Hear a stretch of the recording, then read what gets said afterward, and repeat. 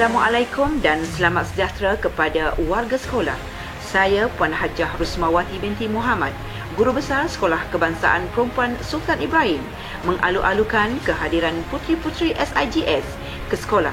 Selamat kembali ke sekolah dengan norma baharu. Kehadiran murid-murid ke sekolah akan melalui SOP yang telah ditetapkan.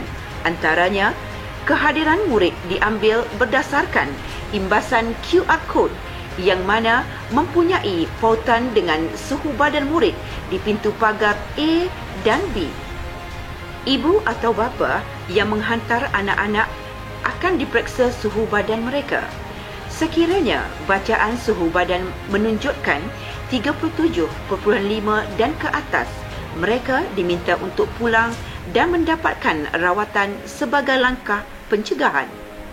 Murid-murid yang telah menjalani pemeriksaan suhu dan kehadiran diminta terus ke kelas masing-masing. Bagi mereka yang hadir awal, diminta menunggu di anjung utama untuk pintu A dan pondok pengawal untuk pintu B. Pada waktu rehat, pihak hal ehwal murid mengambil pendekatan efektif dan efisien dengan meminta ibu bapa membuat pesanan makanan di kantin untuk tempoh seminggu. Satu pilihan menu untuk sehari yang bernilai RM3 dan bayaran dibuat melalui guru kelas masing-masing. Tiada penjualan air dan murid dinasihatkan untuk membawa air dari rumah.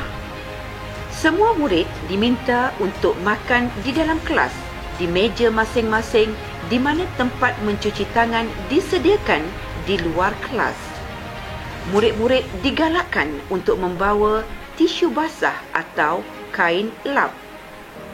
Untuk penggunaan tandas, murid-murid ke tandas akan diberikan pas keluar. Pas keluar ke tandas perlu disangkut di luar tandas.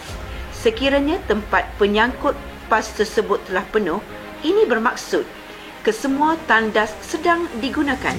Murid-murid perlu menunggu giliran di luar tandas dengan penjarakan sosial. Bagi kesihatan murid, suhu setiap murid akan diambil setiap kali hadir ke sekolah. Sekiranya terdapat murid yang bergejala semasa berada di sekolah, mereka akan diasingkan di bilik isolasi. Suhu badan mereka akan diperiksa dari semasa ke semasa.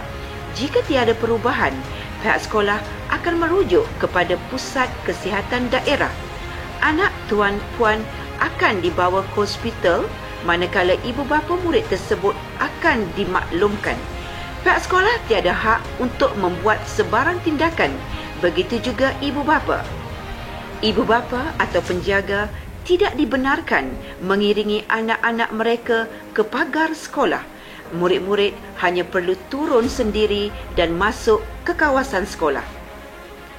Waktu pulang murid-murid, mereka akan pulang mengikut pintu A dan B.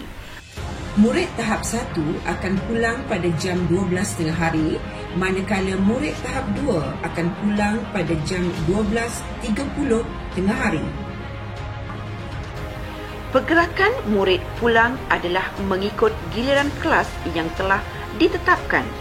Pihak sekolah mengharapkan kerjasama para ibu bapa dan pihak pengangkutan berada tepat pada masa dan tempatnya.